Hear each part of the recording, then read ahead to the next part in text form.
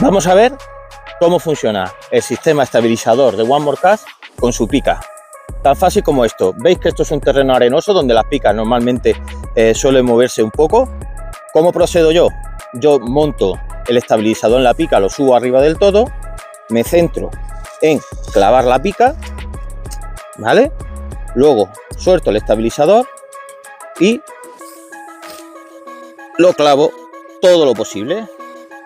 Le echo su freno y ya tenemos aquí esto completamente fijado, muy estable y muy eficiente.